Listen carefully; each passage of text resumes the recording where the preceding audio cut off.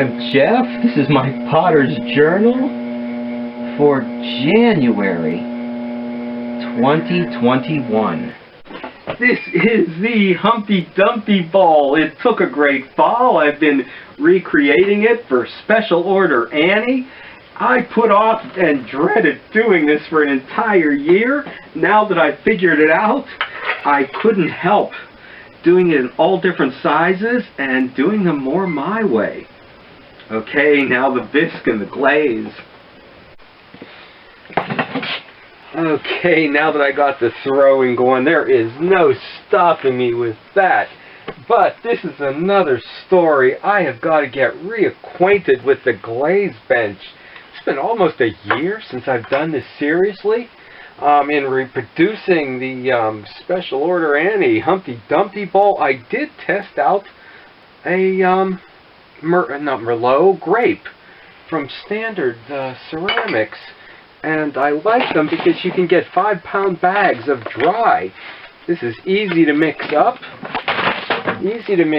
except for the fact that I already mixed it up and tested them, and then my kiln went down, so okay, it all dried up. I've got to bust this up and start over the hard way.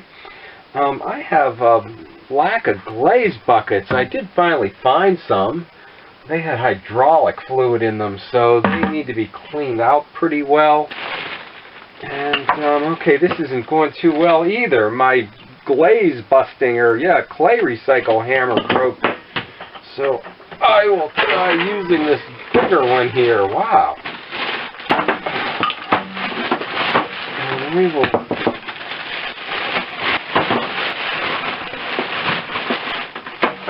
get this crushed to dust, rehydrate it. I need to find my sieve now to put that through. So either you can watch me look for that, or okay, let's take a quick look back at all the selection of glazes at my supplier when I was there and started this project over a year ago now. Okay, and I always get the dry glazes like we see in the back there, but they've got every brand imaginable. Here's the samples of the ones they mix up. Okay, today I'm going to try a few new ones. I'm going to try their Celadon. I'm going to try the Mediterranean Mist. I always use the Sea Mist.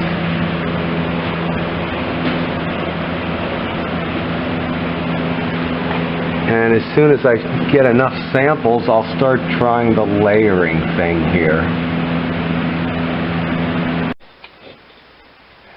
More of the prep work. Oh, for starting the glazing here. I don't want to put all of these, since it's relatively new glaze, in the kiln at one time. Since I'm trying to recreate it, I'll end up losing all of them. So I need to get some other things ready to go in the kiln too. Annie noticed, said she didn't realize how much work went into this, and that was only when it was half done. There's still a long way to go yet here.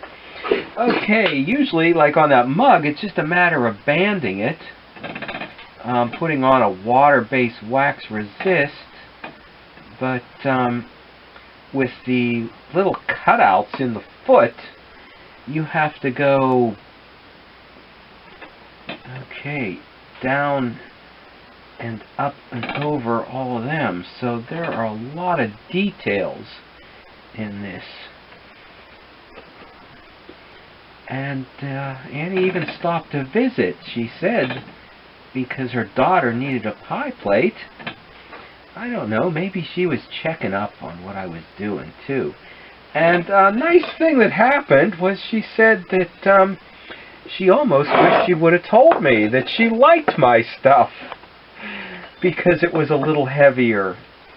And the fact that it wasn't all perfect And I've been, since the one we're trying to recreate is so perfect, lacking in character. Oh, I've been trying to do all of that. And a bit anxious, and I keep holding back as I get into each new phase of the project. But the glaze is always the part that I get the most anxious about. I need my strength for that. Like Popeye, it's not spinach. Okay, the breakfast of champions. What do the potters eat? I checked with the glaze expert, Janice the Potter, and I got her recipe for kibasi and kale soup. So it is on the stove right now. It's the perfect thing, I think, for a cold day. So we will try that out. And actually, you know, I'll put her a link to the video where she left the recipe down below somewhere.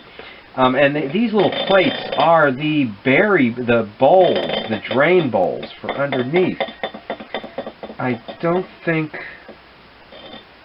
Okay, I included them in the throwing demo, so they will be like that. Something I usually don't include in the berry bowls I usually do.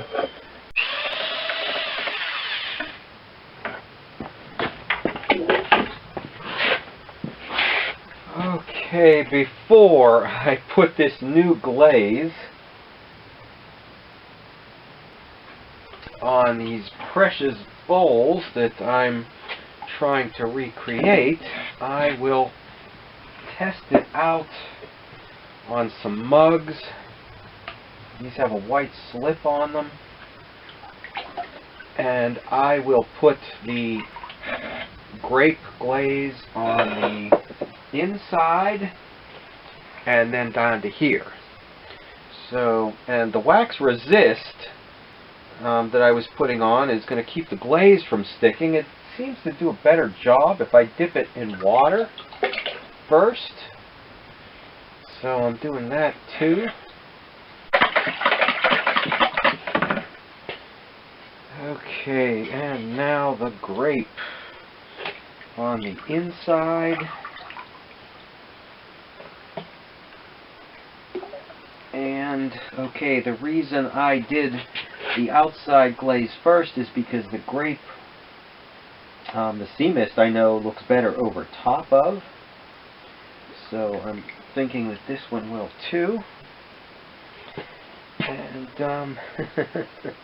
a purple glaze. If it wasn't for a special order, I doubt I would have ever thought to do or try such a thing. So I don't know. I'm looking forward to seeing how this works out and if I get a good response to it. Okay, these little shots, unlike the ones I did last year in the video, have little, and that's going to drip, incised lines in them that hopefully will catch and show off the glaze.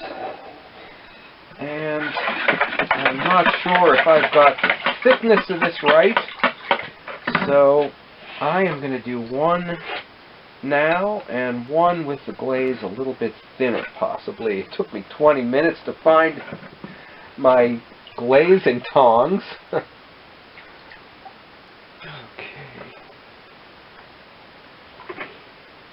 And I think that might be just about right. So I am not going to thin this down anymore. It's not deep enough to put a hydrometer in to measure the thickness and to okay, put it in a test tube like thing, and it's just too much cleaning to do, so I will find out with the first firing if I've got it right, and then we will go from there. I don't know.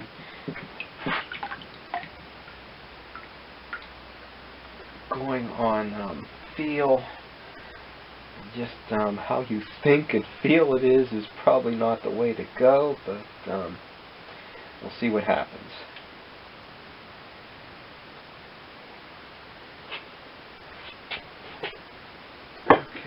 get 2 of them in this first kiln, and then if it works out right, we'll do the rest that way too.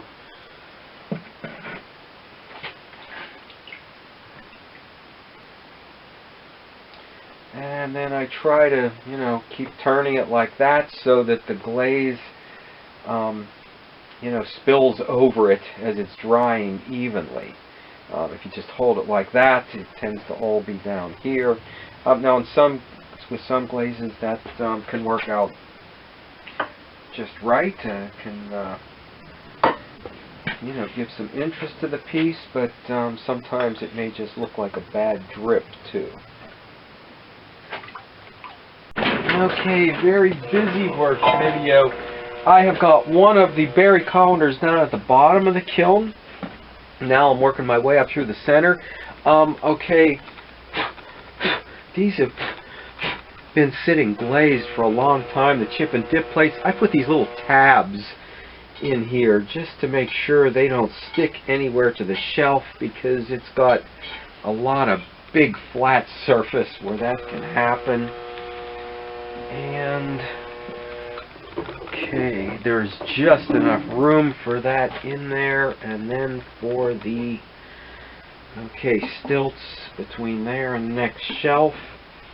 Then there's a little bit of room on the outside, so that's where these little shots fit real nice, so that you take advantage of every little space in here.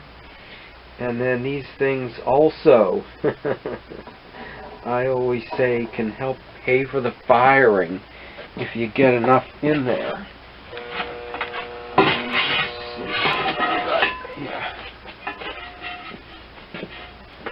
And then, looking for a used kiln, when you see them on Craigslist and they're all busted up, you wonder, how do people do that?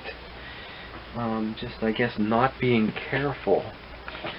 So I've got one of the Humpty Dumpty bowls down at the bottom, and one up at the top. And actually, this is all the purple glazes, so I am really taking a bit of a chance here, putting so many of these in here. But I did test it out a year ago, so I do have an idea that it works. And this is not being done the most efficient. I've got like an inch of wasted space up here. I don't usually do that kind of thing. And I will have to get one more, and two more, and we will have this filled up. And okay, I will leave it on the bottom on low overnight. I start turning it up usually around whenever I wake up to put a log in the stove, or let the dog out 4 in the morning or 5. And we'll have some heat here in the big cold part of the studio tomorrow, so I'll do stuff out here. Okay. This is on high now. I've got the kiln burning. I need a good glaze fire. But I know nobody wants to see a video of bisquing and waxing the bottoms. So I guess I'd better feed you. There's this little hole on top of the kiln. And I have got, Janice the Potter's kibasi and kale soup here. I did make a few additions. The carrots, the cannellini beans, and the kale was just picked in the garden today. So this is the breakfast of Glaze champions. I've got a loaf of rye bread here. Okay, let's not waste any heat. Okay, stop back and see if we can create the Humpty Dumpty bowl again.